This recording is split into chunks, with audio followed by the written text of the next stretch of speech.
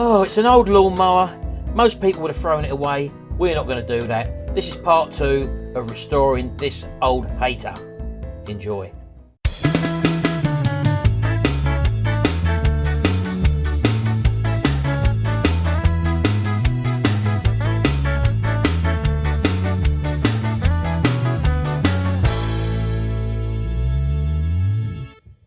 Right, well, I'm going to do a little bit of work on this. I wasn't going to bother, but as you know, it is worth saving, I think, this deck. So I'm taking the next biggest chunk out of this, which is the bit on the side. Now, you probably know we've got the little holes on the top there, which I'm not going to worry about. So I'm just going to concentrate on this main bit, because this is the bit that actually needs new metal. So all I'm using here is my 4.5 inch grinder. Cut out the patch and just tidy it up a little bit, as you can see there. And then we're going to get ready for some new metal.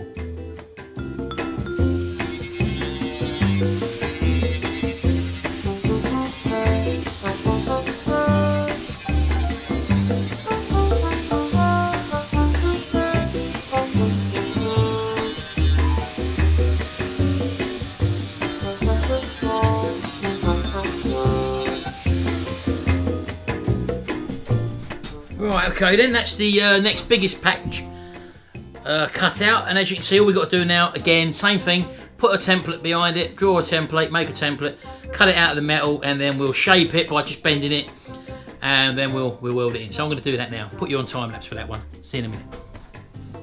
Right, so all I'm going to do here is just take a bit of paper and just roughly draw the template out and cut it out, and we're looking for basically something that just fits inside. Now, I probably made a little bit of mistake on that little bit of tang sticking out, because I made that a little bit too narrow, but this is 1mm basic steel, which you use for car panels, and that's what I'm using here. And again, the reason why I cut, people say to me, why'd you cut from underneath? Well, that is to keep all the sparks away from your face and other things, and it just feels a lot more controlled when I'm doing it from underneath, so that's the way I do it. And all I'm doing there, putting my grinder with a disc in and just tidying up the edges like that. And literally, I've bent this by hand, but it's only a gentle curve, this, and all I'm doing there is just making sure that it does fit in the hole by trimming that up a little bit. Hold it on with a magnet, get the old welder set up, and literally just put a couple of tacks in place first of all, just to hold it. And as you can see there, I'm just dotting it all around there just to get the shape. And all I'm looking at is pushing that down with my fingers there, just to make sure it is below the surface. As long as it's below the surface, it doesn't matter, because you can obviously fill over the top with the fiberglass resin, which I'm going to be using as opposed to normal filler. And I just find it works better, and it gives a much stronger surface finish. I mean, I could actually finish off with some polyester filler if I get any pinholes or whatever, but just grinding the welds down now until they're flush. And that's really all I'm looking for, because as I said, the top part of it is all able to be just filled with the fiberglass filler, and that's basically it.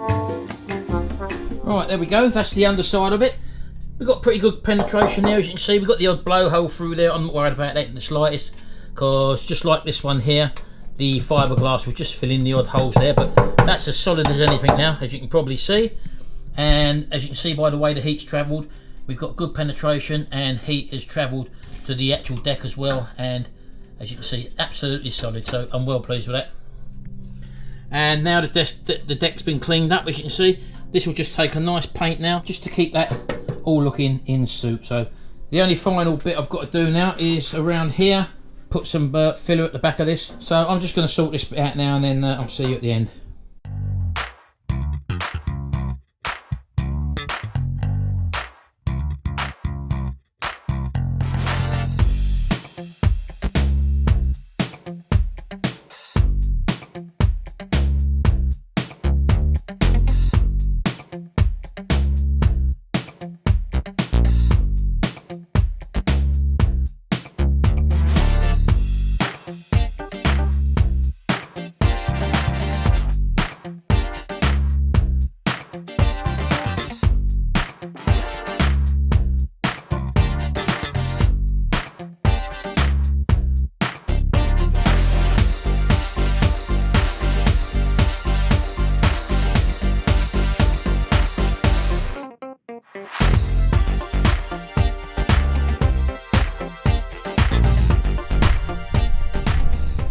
Right, so while we was waiting for them the filler to dry on the deck, I've sandblasted the brackets there, as you can see, for the wheels, and given them a coat of silver paint. Just masked off the handles there, as you can see, and so they'll be ready to go back together and look a lot better than what they did before anyway.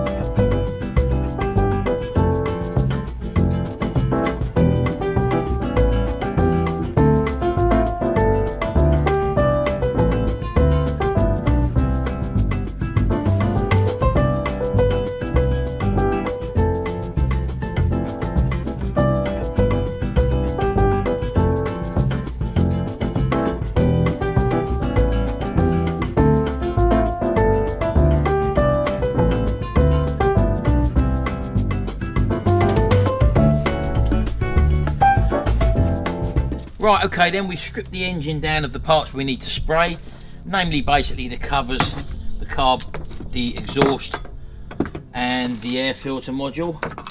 I'm just going to start masking these up now while we're waiting for the filler to dry on the main deck, and give these a quick paint up. So let's do that now on time lapse.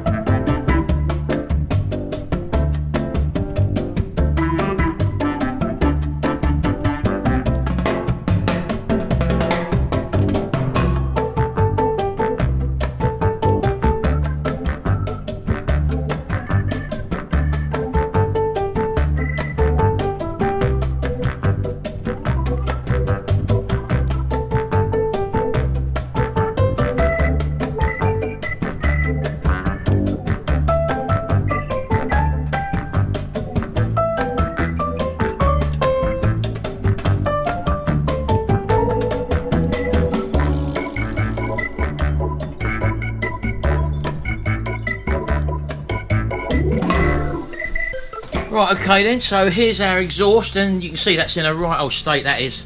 And I'm just going to whack it in the sandblaster, and then we'll give that a coat of engine heat paint, so make this look smarter. You don't need to buy new ones. I could have put it back on as it was, but as you know, we're restoring it, so let's get this done.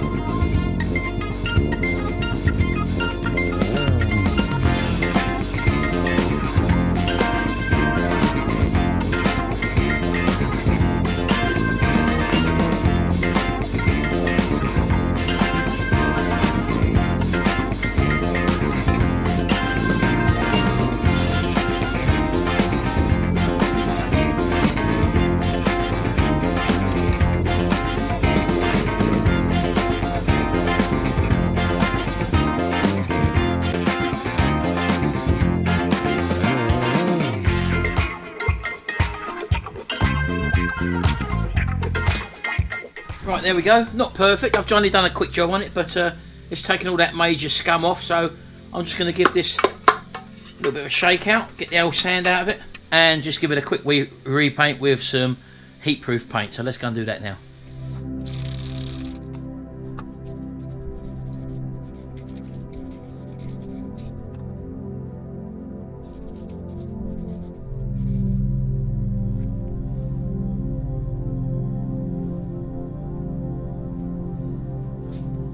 Oh, right, okay then.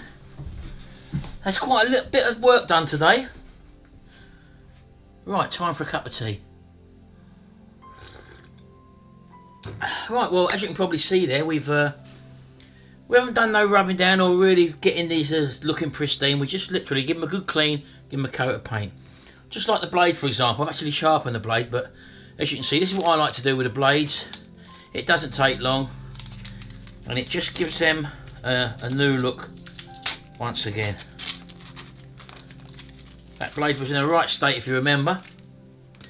when we took it off, and I'm sure you can see there that's made all the difference to it, and that will look nice when it's back on the actual lawnmower as well. So don't take long, just odd counter paint. I've got silver paint and red paint laying about, and I've sandblasted it, as you probably know, because that was all rusty and everything. So I've taken it back there to its bare metal and just coated it in paint.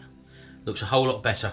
So as you can see now, these are virtually dry now, I think. So if I just pull the tape off of it, it's not fully dry, so I'm not going to play about with it too much. And as you can see, just take the label off there, and also the one on the top there. I'll get my nail underneath it. It just keeps their originality and makes them look tidy again. So as you can see there, that's turned out very nice now.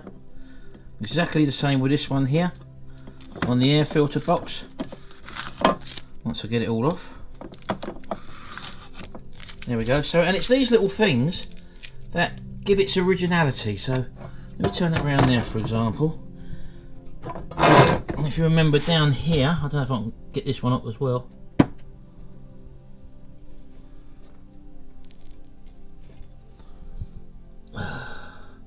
Fill here. Go around here. I think there was one around here and all.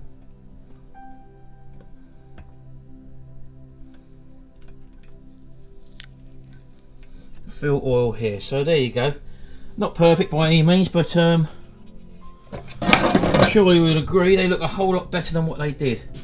And as I say, the exhaust has been totally tidied up now, as you can see. Looks a whole lot better. Now coming around to our deck, this is the final coat of polyester filler now, and all it does, I don't know whether you can see all these little sort of divots there, which were parts of the fiberglass where it was sitting under the surface.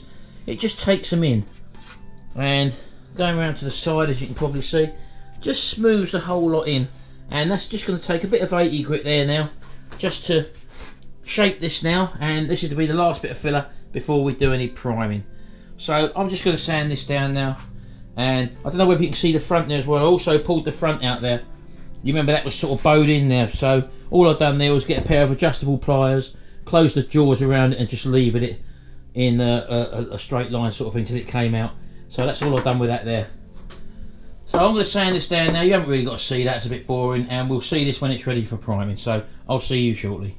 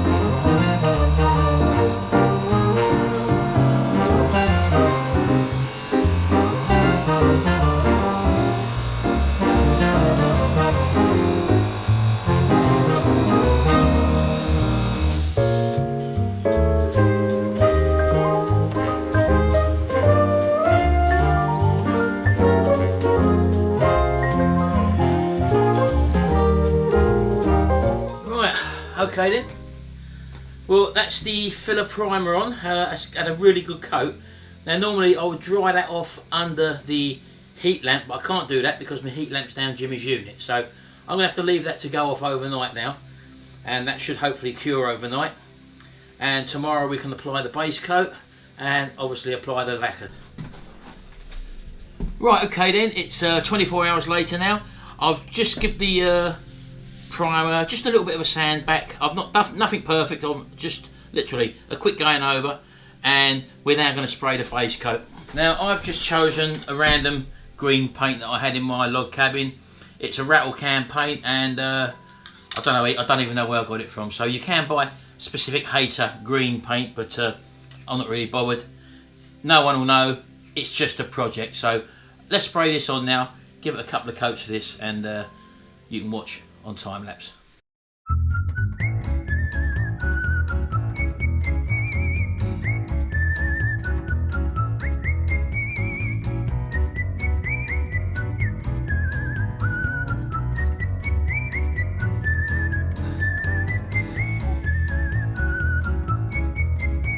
Right, as you can see, that's just one quick coat. We're going to build up these light coats. It's not worth going on with one heavy coat and loading the paint on and on. That's where most people go wrong. If you're not a professional painter, that's the thing to do. Just light coats.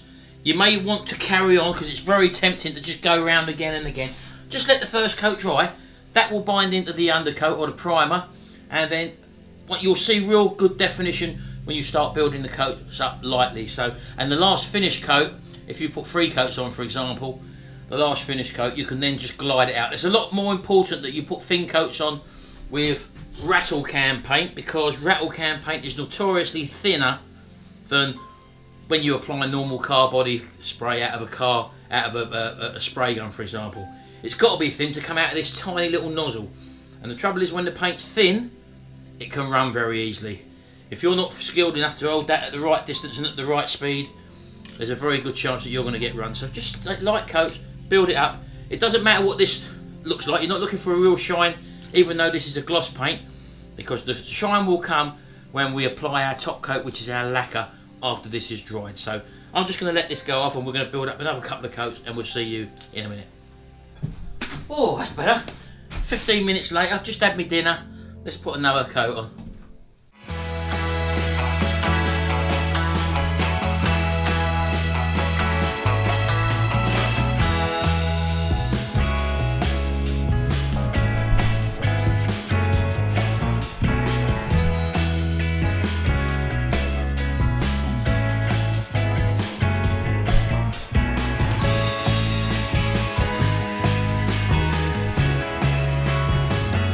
Right, okay then, well, as you can see there, the second coat has covered a lot better, and I think we'll get away with one more coat and then that'll be it. Right, another 30 minutes later, the third and final coat.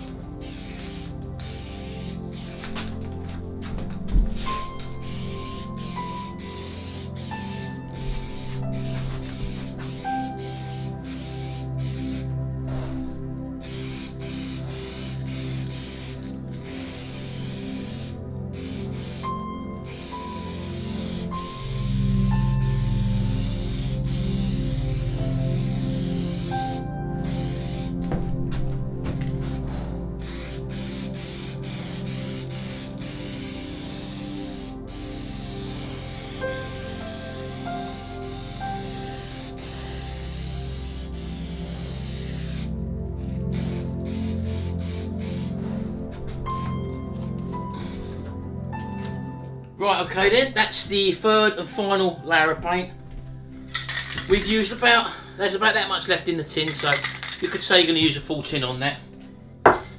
And I can't do the top coat now because, although I've got my clear coat here, I haven't got any thinners here to clean the gun out afterwards.